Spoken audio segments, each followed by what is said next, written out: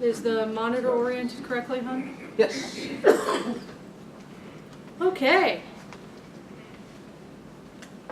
Rose in San Jose. The Curious History of an All-American Planetarium. Now, you've seen many travelogues about the famous planetariums of America. John Blum's told us about the Adler and the Hayden. We've heard about a lot of observatories. You might have never heard of this one. So the first planetarium that I ever went to, it was, I think, 1984. I was about 3 years old. And my mother took me to a little planetarium in San Jose that was within walking distance of my great-grandparents' house. Now, Mom had actually been taken there by her grandmother when she was a child, so sometime in the 1960s.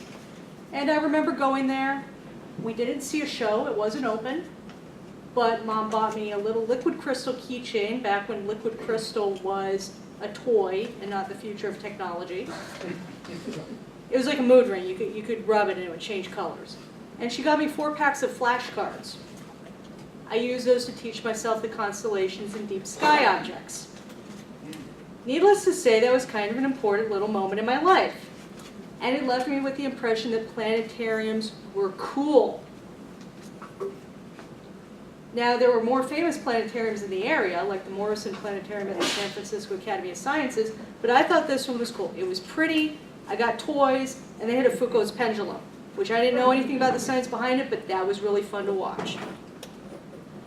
So it's located basically on Nagley Avenue. So this is 880, the Nimitz Freeway that goes through San Jose. This is the famous, the Alameda Road. McKendree Street is where my great-grandparents lived. This is real close to it. This is a rose garden.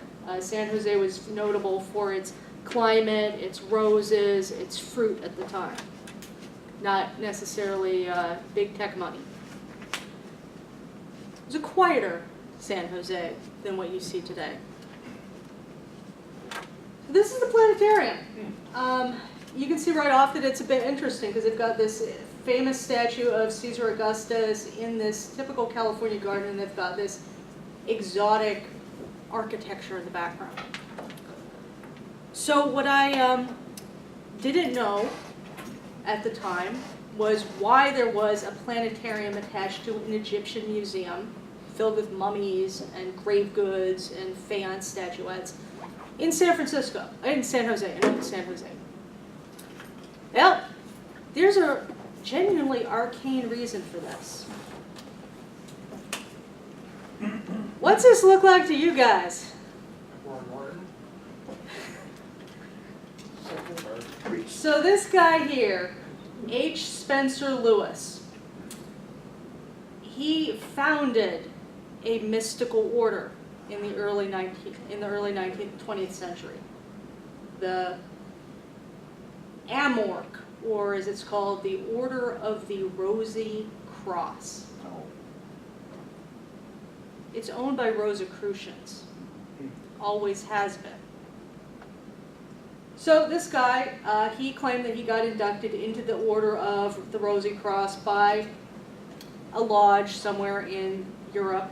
And he comes to America with this knowledge. And his mission is to spread the word to other seekers using modern technology. It is the dawn of the 20th century. His mission in life is to make these ancient mystical teachings that he claims goes all the way back to the pharaohs of ancient Egypt accessible to the men and women of America. So he abandons the idea of sort of building like Chartres-style cathedrals, and he goes off in a different direction.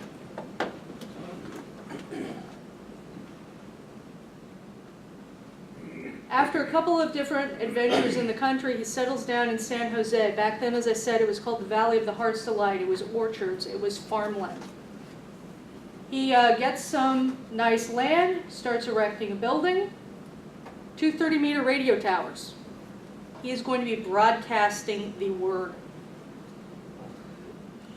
Keep in mind, this is the 1920s, 1930s, so radio evangelism was a big deal at that time. Amy Semple McPherson, other sort of personality cults. Detroit had its very own infamous Father Coughlin, broadcasting out of Royal Oak. So he was in keeping with the spirit of the times. Anybody know who this guy is? Looks like one of the pharaohs, and starts with the A. Akhenaten. This is Akhenaten. He is regarded as the first recorded monotheist in history. He was an 18th dynasty pharaoh who was originally named Amenhotep IV. And at some point in his reign, he said, you know what, we're worshiping a different god. And I'm in charge of this cult, not the priests. And my wife is beautiful, her name is Nefertiti, and we are special, and we are in touch with the sun, and everybody worship me. Because of his dramatic break with aesthetics and with the priestly order, he's called sometimes the first individual in history. The first guy that we know through the traces of what he left behind is somebody saying, hey, me, I am standing astride history. This makes him the patron saint of a lot of crackpots. Okay, you want to be the guy who bucks the system. This is the original guy who bucks the system. This is an actual artifact from the museum there in San Jose. They are very proud of it because, again, he's kind of their patron saint. And he was Spencer Lewis's patron saint. So Lewis, he doesn't just build himself a little temple and put up his radio towers, has his acolytes. He built a museum. So he goes and gets legitimate Egyptian artifacts and unveils them in 1926 to the world as the Rosicrucian Egyptian Museum. So there's the original building there. They've got a little statue out in front. He led legitimate expeditions to Giza, to Karnak, and they collected goods. And you can see some terrible kitsch cult art there. It's kind of about as bad as communist art, really. Or, if you've ever gotten a copy of the Watchtower. But they've got the Rose and Cross, the Sphinx, Tutankhamun. Of course, this was shortly after all his grave goods had been unearthed. So Egypt was big. All of this was big. And it fit the spirit of the time. Well, that wasn't enough. Come the 1930s, they expanded their efforts. And Louis, the Imperator, we may call him, he liked inventing things. So this thing here on the left is called a luxtone. I don't know what it does. Even his own records are very sketchy, but he had a couple of inventions that were about music and color theory and mysticism. He had a cosmic ray detector, which was apparently a prototypical Geiger counter that he built himself. And 1936, he and the engineers and scientists affiliated with the Rosicrucian Order built the first American planetarium projector. This was the 5th operational planetarium in the US, but all previous planetarium projectors had been imported from Europe, generally Zeiss projectors. So he had the know-how and the assistance to actually make one, and they started putting on star shows in 1936. So you've got this guy, and he's got a cult. What's up with the planetarium? Well, my mother filled in some of the gaps because she's a lifelong Californian, and she remembers the advertisements that this cult was putting out in her local papers back in the 50s and 60s. This is a 1940s postcard showing the beautiful Moorish style architecture. And this is, again, one of their patron saints, Isaac Newton. We know, of course, he was an alchemist. He was a mystic. He was a heretic. He was a really mean guy. But he made a really good poster child for the Rosicrucians in terms of, you want to tap into what he was on, we can help you. And by the way, the cosmos is a wonderful place, and come see our star shows. It was turning people on without, acid. So here's some actual Rosicrucian propaganda featuring their logo and Newton. Much more recent than the 1960s stuff my mother remembers, but they're still using him. Other alleged Rosicrucians of history include Leonardo da Vinci, surprise, surprise, Francis Bacon, Paracelsus, basically anybody cool.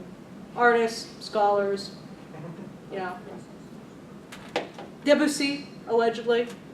That might have been true. It was late enough in history that, 19th century. Sadly, the hand-built planetarium projector no longer exists. The planetarium renovated from 98 to 2004. They now have a Spitz 512 projector. It's a perfectly standard modern planetarium model. There's about 150 planetariums worldwide that use it. So nice piece of equipment, but doesn't have that sort of hand-built legacy. And poking through their archives, I can't find any trace of when the original one disappeared, if it was operational when I was a child, because this Spitz is not a 2004 model. It was decades old in 2004. Can't tell whether or not they got it secondhand. Just know that the original star projector does not exist. Which means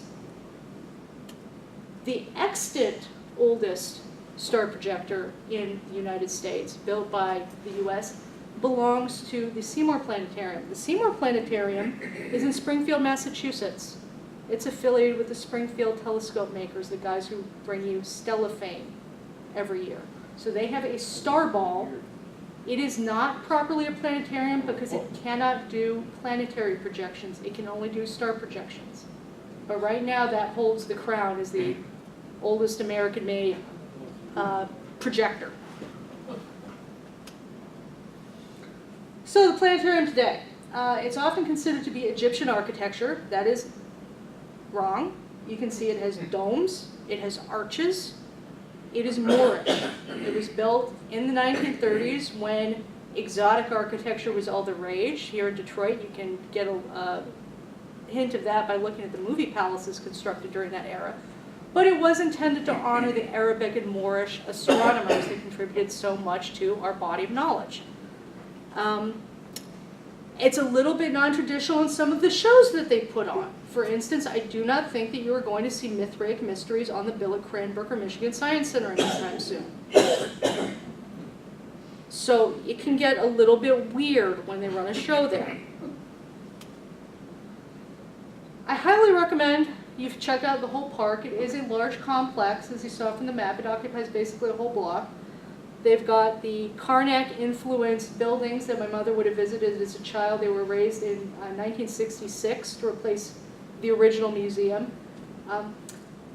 Imperator Ralph Lewis, the guy's son, took over the cult when his father died, and he decided to make things even fancier and bigger. And so now you've got this Egyptian-style architecture.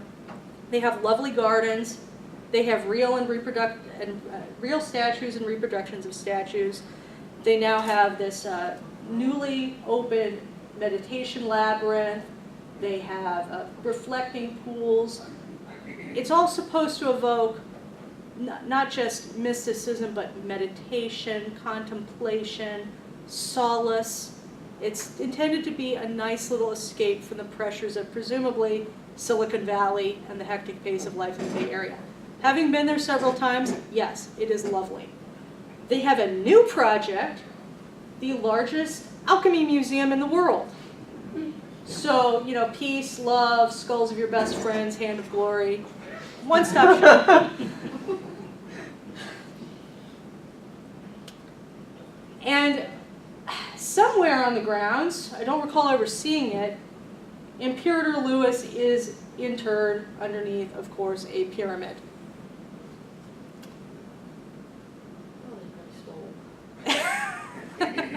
Yeah. So the planetarium is open erratically. This is what I got off the website. Many news articles disagree. Some sources say that it is open only on Saturdays and Sundays. Some sources say that the planetarium shows are at 3:30. Some say at 2. I got this off their website. I can tell you, my memories and my mother's memories, it's always closed. You can never actually see a show there. Just warning you. Foucault's pendulum is visible when the planetarium is open. So say if you show up at 3:30 on a Saturday afternoon, you have a really good chance that there might be a show running and you would get to see the pendulum. Admission to the planetarium and the pendulum are free with admission to the museum. The museum is, as you can see, quite cheap, $9 or less. And it's fun. It's a good museum. And Just to let you know, the Rosicrucian Order does not claim to be a cult. They are a registered 501c3 just like us. Any questions? So we should start a cult. We can totally start a cult. You build a radio tower, we can start broadcasting, man. Yeah, call. We use Cranbrook, you got an in there. And Wednesday We've got a nights planetarium, are we've got a anywhere, museum, so- we've got a radio show, we'll have our own cult going. I did have a question. I thought That wasn't properly a question. Yes, ma'am. the pharaoh that you brought up with. Akhenaten, yeah. I thought he worshipped, or the god was the sun. Yes, he Not worshipped, himself, but it was the sun, and the sun was the one and only god.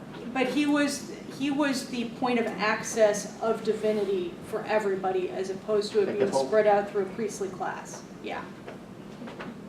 So he worshipped the sun disk, but it turns out to, at least as far as modern scholarship goes, it was very much focused on the body of the pharaoh as the intermediary between the people and the sun, as opposed to hundreds and hundreds of And what year priests. was that? What the- 18th dynasty, A very long time ago. I don't know, 1700 BC, something like that. Many centuries after the Giza pyramids. We're talking Middle Kingdom. Sometime after the moon tidally locked with the earth. He's thought to have been Tutankhamun's father, stepfather, father-in-law, or some combination thereof. He caused a great disruption in the Egyptian society, as I understand. Oh yeah, he Completely completely turned it over. I mean, Yeah, the cult of the priesthood and everything didn't want to go along with his. Oh, And his Well, they didn't. His reforms did not survive him by very long. So he was succeeded, it seems to have been by one of his daughters, who may have been one of the princesses that pops up in the Bible writing letters to the Israelites about, my husband's dead, everything's horrible, somebody save me. Nobody did. She disappears, and then we have Tutankhamun come on the scene. He was 9 years old. He was married to one of Akhenaten's daughters. He might have been one of Akhenaten's sons. And he changed his name back to Tutankhamen. And the Amon priestly order just makes this whole little unpleasant period in history go away. Like I said, he's the patron saint of iconoclasts for a reason. But his crusade did not survive. Any other questions? Yes, Jerry? Do you recall the secret that Mithras religion was based on, having to do with astronomy?